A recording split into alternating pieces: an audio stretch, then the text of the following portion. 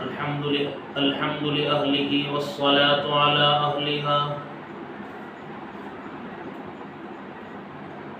جو بھی رتبہ بالا کے سزاوار ہوئے ہیں وہ پہلے مصیبت کے طلبگار ہوئے ہیں۔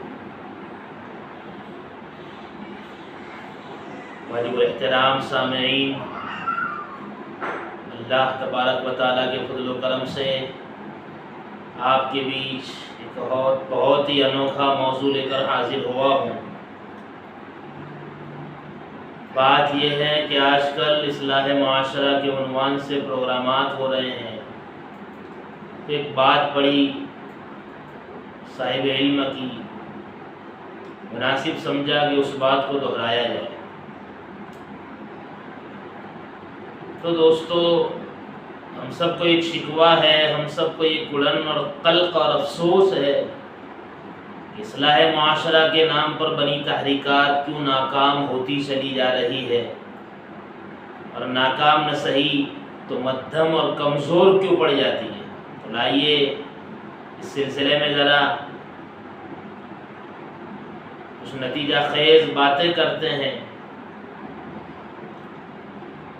دراصل بات یوں ہے کہ اصلاح معاشرہ کے عنوان سے جو تحریکات وجود میں آتی ہے، اس کی جو محرک، داعی اور اس کے جو افراد ہوتے ہیں، ان کے لیے کچھ ضروری باتیں ہیں۔ وہ اگر اپنے مد نظر ان باتوں کو رکھیں، انشاءاللہ العزیز اصلاح معاشرہ کے عنوان سے کی جانے والی محنتیں ناکامی سے ہمکنار نہیں ہوگی، کامیاب ہوگی اور رنگ لائے گی۔ پہلی بات یہ ہے کہ جو داعی حضرات ہوتے ہیں، انہیں اپنی دعوت پر اتنا محکم یقین نہیں ہوتا، اور دنیا میں جو دینی کام ہوتے ہیں ان کی جو دعوتیں ہوتی ہے تقریباً وہاں یقین کا مفہوم ہوا کرتا ہے، لیکن کہاں اصلاح معاشرہ یعنی رسوم و بدعات، خرافات اور رواجات کو ختم کرنے کے لیے اور اس کو صحیح رخ پر لانے کے لیے جو بات داعی لے کر جاتا ہے، تو داعی کو اپنے اس بات پر یقین نہیں ہوتا۔ اور جب تک داعی کو اپنی بات پر یقین نہ ہو، دعوت کامیاب نہیں ہوتی۔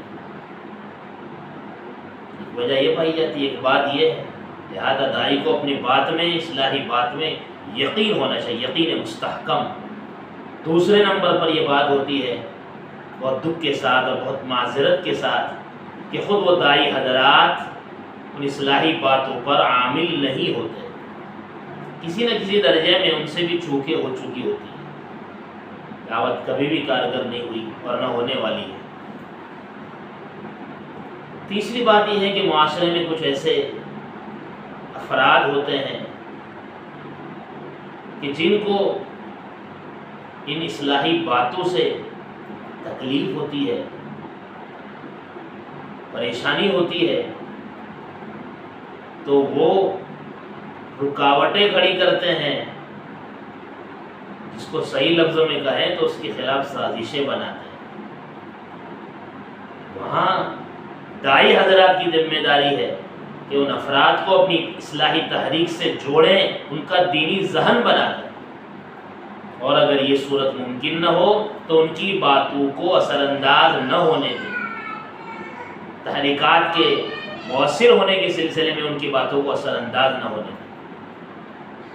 چوتھی بات یہ ہے کہ اصلاح معاشرہ کے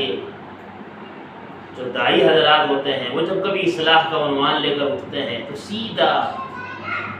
شادی بیاہ کے رسومات کو لے کر کھڑے ہوتے ہیں،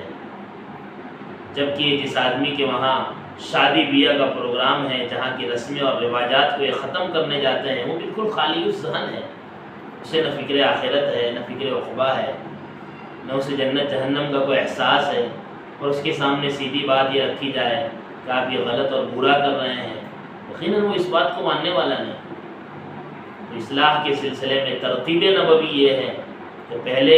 ایمانی ذہن بنایا جائے، دینی ذہن بنایا جائے، اور اس کے بعد میں ان کے سامنے باتیں رکھی جائیں، جیسا کہ نبی علیہ السلام نے صحابہ کرام پر ایمان و یقین کی محنت کے بعد ایمان یقین کی محنت کی تھی، اور اس کے بعد میں جو رسومات ان کے درمیان تھی اس کے ختم کے لیے صرف ایک اشارہ کافی تھا۔ چنانچہ حرمت شراب کا جو معاملہ آیا، دور چل رہا ہے، جو جہاں اپنے جام کو رکھے ہوئے ہیں اس نے اعلان سنا کہ اب شراب حرام ہو گئی، تو سارے لوگوں نے اپنے جاموں کو وہی روک لیا۔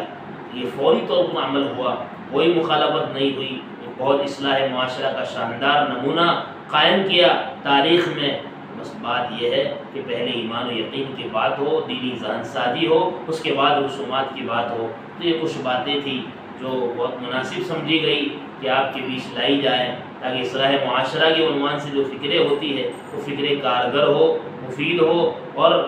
اس کے لیے جو محنتیں کی جاتی ہے وہ ثمر آور ہو۔ بس انہی کچھ باتوں کی طرف نشاندہی مقصود تھی۔ بارِ عز اسمہ مجھے بھی اس کا خیال رکھنے کی توفیق عطا فرمائے، اور اصلاح معاشرہ کے جو احباب ہیں ان سے بھی میری درخواست ہے کہ وہ ذرا ان ملحوظات کی طرف توجہ دیں اور بہتر طریقے پر اپنے کام کو انجام کرنے والے بنیں۔ وما توفیقی الا باللہ۔